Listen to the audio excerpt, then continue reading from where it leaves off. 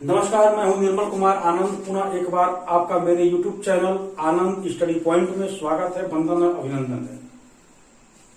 मित्रों, आज जिस सिद्धांत की हम लोग चर्चा करेंगे वह है अनुकूलित अनुक्रिया का सिद्धांत। तो आज जिनकी हम बात करने जा रहे हैं उनका नाम है इवान पेट्रोविच पावलोव, जिनको शार्ट रूप में हम कहते हैं आईपी पावलोव। आईपी पावलोव मतलब पावलोव महोदय ने शास्त्रीय अनुबंधन का सिद्धांत दिया, अनुकूलित अनुक्रिया का सिद्धांत दिया। इनके सिद्धांतों को कई नाम से हम जानते हैं, लेकिन उसके पहले बात करते हैं इवान पेट्रोविच पावलोव की। यह एक रूसी शरीर मनोवैज्ञानिक थे। रूसी शरीर मनोवैज्ञानिक थे।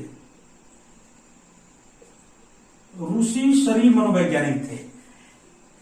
इन्होंने पाचन के ऊपर अपना शोध किया, पाचन क्रिया के ऊपर अपना शोध किया, और पाचन क्रिया के शोध जब इन्होंने पूरा कर लिया, इसके उपलक्ष्य में 1904 में इनको, इस शोध की वजह से 1904 में इनको नोबेल पुरस्कार दिया गया। नोबेल पुरस्कार। तो इन्होंने अपना सिद्धांत भी 1904 में लिया था। पाचन क्रिया के ऊपर इनका शोध इन्होंने प्रस्तुत किया, और पाचन क्रिया के शोध के ऊपर इनको नोबेल पुरस्कार प्रदान किया गया 1904 में। इन्होंने अपना प्रयोग किया था कुत्ते के ऊपर। इन्होंने अपना जो प्रयोग किया वह कुत्ते के ऊपर किया। इन्होंने अपना जो प्रयोग किया वो कुत्ते के ऊपर किया। तो इवान पेट्रोविच पावलोव एक रूसी शरीर मनोवैज्ञानिक थे। पाचन क्रिया पर इन्होंने शोध किया, और इस शोध के परिणाम से 1904 में इनको नोबेल पुरस्कार से पुरस्कृत किया गया। इनका जो सिद्धांत है, आमतौर पर इनके सिद्धांत को अनुकूलित अनुक्रिया का सिद्धांत कहते हैं। अनुकूलित अनुक्रिया का सिद्धांत कहते हैं। अनुक्रिया का सिद्धांत कहते हैं। इसके अलावा इनके सिद्धांत को शास्त्रीय अनुबंधन भी कहते हैं। शास्त्रीय अनुबंधन का सिद्धांत, शास्त्रीय अनुबंधन का सिद्धांत मतलब कि जिस नाम से यह सिद्धांत प्रचलित है उस सिद्धांत को हम अनुकूलित अनुक्रिया का सिद्धांत हम कहते हैं, या शास्त्रीय अनुबंधन का सिद्धांत कहते हैं, क्लासिकल थियोरी कहते हैं, या आपकी कंडीशन रिस्पॉन्स थियोरी के नाम पे जानते हैं। या तो हम कंडीशन रिस्पॉन्स थियोरी कह लें, या तो हम कह लें कि क्लासिकल कंडीशनिंग थियोरी, मतलब कि शास्त्रीय अनुबंधन सिद्धांत। लेकिन पावलोव के इन सिद्धांतों के नाम के अलावा इनके सिद्धांतों को अन्य नाम से भी हम जानते हैं। आइए देखते हैं कि हम उनको किन किन नाम से और जानते हैं। एक तो अनुकूलित अनुक्रिया का सिद्धांत हो गया, दूसरा शास्त्रीय अनुबंधन का सिद्धांत हो गया। इसके अलावा इनके सिद्धांत को हम लोग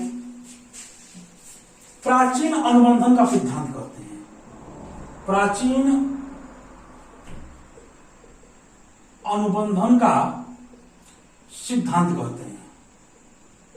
प्राचीन अनुबंधन का सिद्धांत कहते हैं। इसके अलावा परंपरागत अनुबंधन का सिद्धांत कहते हैं।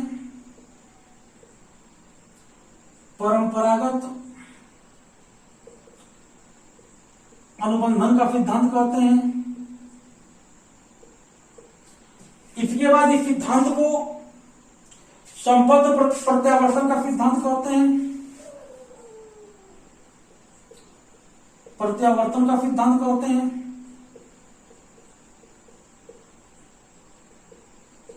संबद्ध प्रत्यावर्तन का सिद्धांत कहते हैं। इसके अलावा शास्त्रीय अनुकूलन कहते हैं।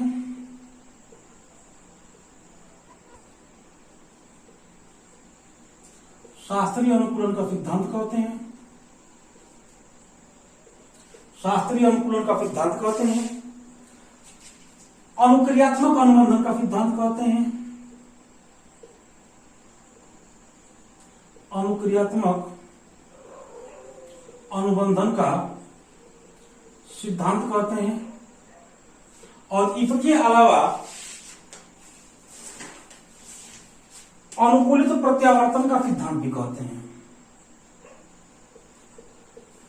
अनुकूलित प्रत्यावर्तन का सिद्धांत भी कहते हैं। मतलब कि इवान पेट्रोविच पावलोव ने जो शास्त्रीय अनुकूलन का सिद्धांत दिया, या हम ये कह सकते हैं कि इन्होंने जो अनुकूलित अनुक्रिया का सिद्धांत दिया, इस सिद्धांत को अन्य नाम से भी जानते हैं। प्राचीन अनुबंधन, परंपरागत अनुबंधन, संबद्ध प्रत्यावर्तन, शास्त्रीय अनुकूलन, अनुक्रियात्मक अनुबंधन या अनुकूलित प्रत्यावर्तन। इतने नाम से आईपी पावलोव के शास्त्रीय अनुबंधन के सिद्धांत को हम जानते हैं, क्लासिकल कंडीशनिंग थ्योरी को हम जानते हैं। यह रूस के मनोवैज्ञानिक है, यह शरीर मनोवैज्ञानिक है। पाचन क्रिया पर इन्होंने अपना शोध किया, इसके लिए इनको 1904 में नोबेल पुरस्कार प्रदान किया गया। इनकी दो पुस्तकें हैं, पुस्तकें तो बहुत है, लेकिन दो प्रमुख पुस्तकें हैं इनकी, जो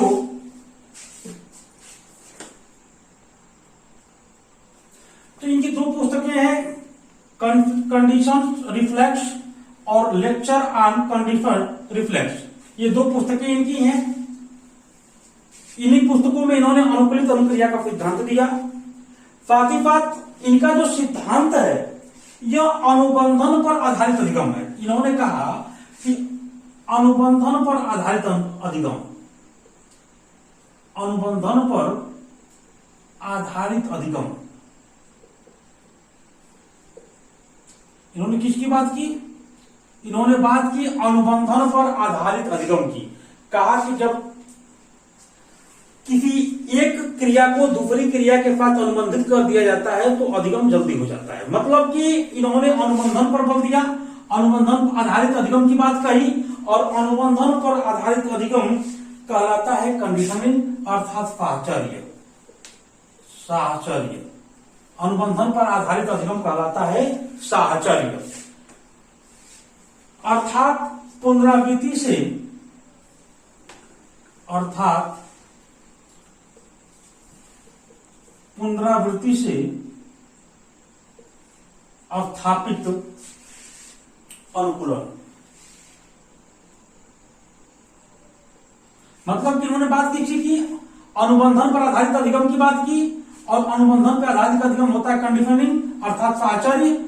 और मतलब कि होता है कि ये साहचर्य क्या होता है कि पुनरावृत्ति से स्थापित अनुकूलन। मतलब कि बार बार अगर किसी क्रिया को दोहराया जाए, किसी क्रिया से जोड़ा जाए, तो वह क्रिया उस कार्य से जुड़ जाती है। अब क्या है कि पावलोव महोदय ने, अब चूंकि एक शब्द आया अनुबंधन, तो अनुबंध पूछता है कि अनुबंधन के जनक कौन है। तो अनुबंधन के जनक वाटसन भी माने जाते हैं, वाटसन भी माने जाते हैं अनुबंधन के जनक, और आपके पावलोव भी माने जाते हैं। दोनों लोग माने जाते हैं। ये दोनों लोग क्या हैं?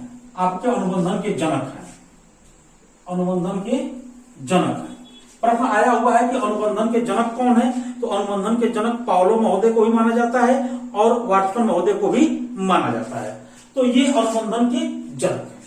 अब क्या है कि पावलोव महोदय ने ये कहा, पावलोव महोदय ने ये कहा कि उद्दीपक दो प्रकार के होते हैं। इन्होंने उद्दीपक की बात की, इन्होंने उद्दीपक की बात की और कहा कि उद्दीपक जो होते हैं दो तरह के होते हैं।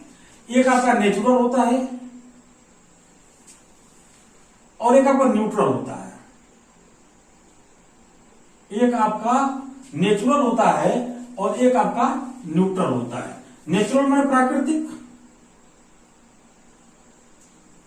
और आपका न्यूट्रल का मतलब होता है कृत्रिम। इन्होंने दो प्रकार के उद्दीपकों की बात की, एक को कहा प्राकृतिक अर्थात नेचुरल और दूसरे को कहा न्यूट्रल अर्थात कृत्रिम। इसी प्राकृतिक को स्वाभाविक उद्दीपक कहते हैं। स्वाभाविक उद्दीपक, इसी को कहते हैं स्वाभाविक उद्दीपक या वास्तविक या सहज उद्दीपक। वास्तविक या सहज उद्दीपक, जैसे भोजन आपका भोजन क्या है? भोजन आपका नेचुरल है। न्यूट्रल कृत्रिम, इसको हम कह सकते हैं कि उदासीन, मतलब कि उदासीन अर्थात घंटी। मतलब कि इन्होंने दो तरह के उद्दीपकों की बात की और उसमें इन्होंने ये कहा कि एक आपका नेचुरल होता है, एक आपका न्यूट्रल होता है।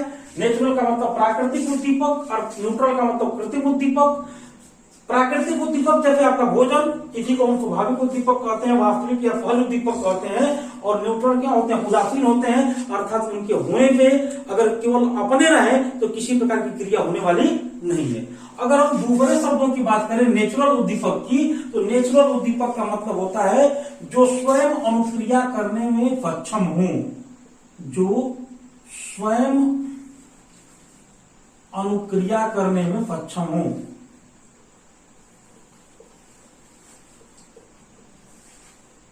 सक्षम हो मतलब कि नेचुरल उद्दीपक वे उद्दीपक होते हैं जो स्वयं अनुक्रिया कर सकते हैं, उनको किसी की आवश्यकता नहीं पड़ती है। भोजन है तो भोजन को देख करके मुंह में लार आएगा, ये स्वाभाविक है।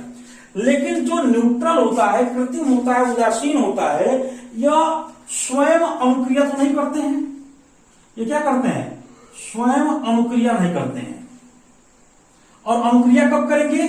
जब किसी से जुड़ा जाए, मतलब जब किसी नेचुरल से इनको जोड़ा जाए तो क्या करेंगे? ये अनुक्रिया करते हैं।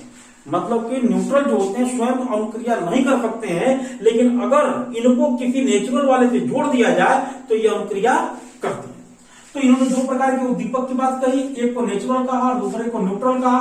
नेचुरल स्वयं अनुक्रिया करने में सक्षम है, जबकि न्यूट्रल स्वयं अनुक्रिया करने में सक्षम नहीं है। लेकिन अगर उसे किसी वास्तविक उद्दीपक के साथ जोड़ दिया जाए, किसी नेचुरल के साथ जोड़ दिया जाए, तो यह भी अनुक्रिया करने लगेगा।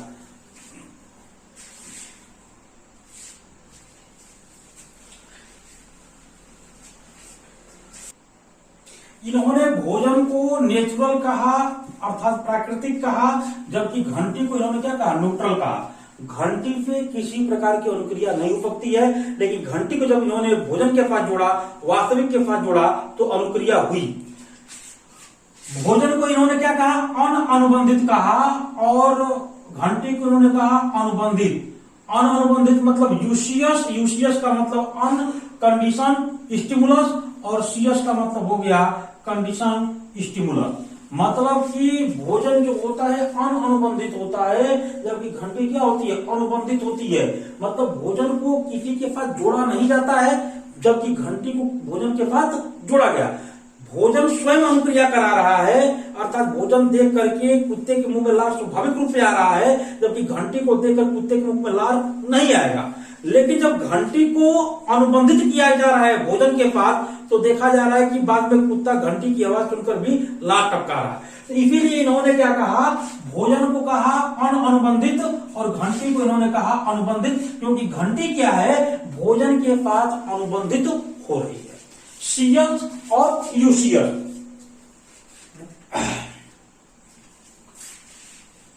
सीएस और यूसीएस। पावलोव महोदय ने सिद्धांत दिया कि उद्दीपक के साथ अनुक्रिया करना मानव की मूल प्रवृत्ति है। मतलब उद्दीपक को देख करके अनुक्रिया करना मानव का स्वभाव है। इन्होंने ये कहा कि जब मूल उद्दीपक के साथ किसी नवीन उद्दीपक को प्रस्तुत किया जाता है, जब किसी मूल उद्दीपक के साथ किसी नवीन उद्दीपक को प्रस्तुत किया जाता है और कुछ समय बाद मूल उद्दीपक को हटा लिया जाता है, तो नवीन उद्दीपक के साथ वही अनुक्रिया होती है जो मूल उद्दीपक के साथ हो रही थी। मानो इन्होंने सिद्धांत दिया कि जब मूल उद्दीपक के साथ किसी नवीन उद्दीपक को हम प्रस्तुत करते हैं और कुछ समय बाद जब हम मूल उद्दीपक को हटा लेते हैं, तो नवीन उद्दीपक के साथ वही अनुक्रिया होती है जो मूल के साथ हो रही थी। तो आज के वीडियो में इतना ही। अगले वीडियो में हम लोग देखेंगे, इनके सिद्धांत की व्याख्या करेंगे, इनका शैक्षिक निहितार्थ देखेंगे और देखेंगे कि इन्होंने अपना प्रयोग कितनी बार में किया, कैसे किया। तो सारी चीजें अगले वीडियो में। तब तक के लिए धन्यवाद। अगर हमारी वीडियो पसंद आती हो तो इस चैनल को शेयर करें, लाइक करें और सब्सक्राइब करें। धन्यवाद।